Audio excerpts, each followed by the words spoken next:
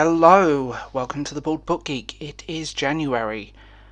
This is my first review of the year, and this is something new. This is a review of a television series, Netflix original The Witcher. Now, like many people, I think I was probably more aware of the games. I knew they were based on a book, but I've not read them. And at the time you're hearing this, I've started reading them because I want to do something about all of the books because they're interesting. I mean, I've read the first half of the first one, I'll put it that way, but never went further into the series. But I will be changing that very soon. The Witcher series presents a story in non-linear terms. A Witcher is a hunter, someone with powers, someone that hunts monsters in this fantasy world, part of a larger multiverse in which Earth features, although this is not important to the overall story, but there's a whole big mythology, and if you Google it, it's actually really interesting. It also takes a lot from Polish mythology, but that's kind of obvious because the writer is Polish, and I'm not going to attempt to pronounce his name because I don't want to get it horribly wrong. But the series presents the story, 3 distinct stories in non-linear terms. So the first episode and the last episode bring everything together, and it makes sense that you suddenly realise that you're seeing things that have happened out of order. That's my only gripe with the series, is that I do wish they put a little indicator just to say this was 30 years before or whatever. And I want to go into that more deeply here. So, people compare this to the Game of Thrones, and actually I can't see why. I do get the medieval fantasy trope, but this really isn't like Game of Thrones. This is high fantasy where Game of Thrones isn't. Game of Thrones is more political fantasy. It's about warring kingdoms.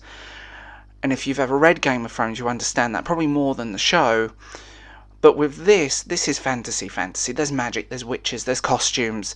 Some of the costumes are amazing. And I do see a lot of people criticising certain things in this show, but I do feel like if you're going to criticise the budget, yet you loved Game of Thrones, remember the first season of Game of Thrones. That was ropey as hell.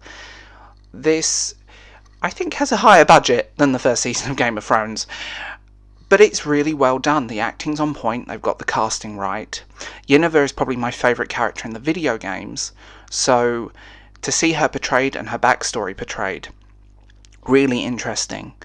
What bugged me a little bit is that people are going, oh, it's ableist, it's this, it's that.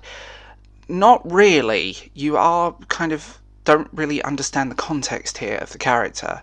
She gave everything to be beautiful in her version of power, yet she will regret it, and that's a spoiler that I will say. She regrets her decision. Although that's not covered in season 1, once you go into it and the characters, you do find that her character evolves. Especially in the video game, she regrets it, and I think some of that references will be used at some point.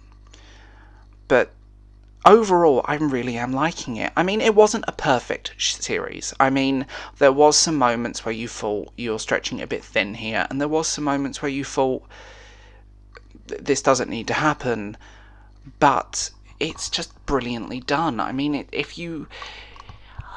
like I said at the start of this, the comparison to Game of Thrones is unfair. This probably its nearest relative is Lord of the Rings for terms of sort of style and tone.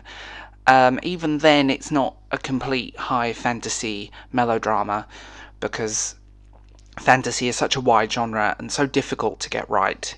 It's not like it's it's not like it's one set guideline with fantasy. There's thousands of interpretations, and this is one of many.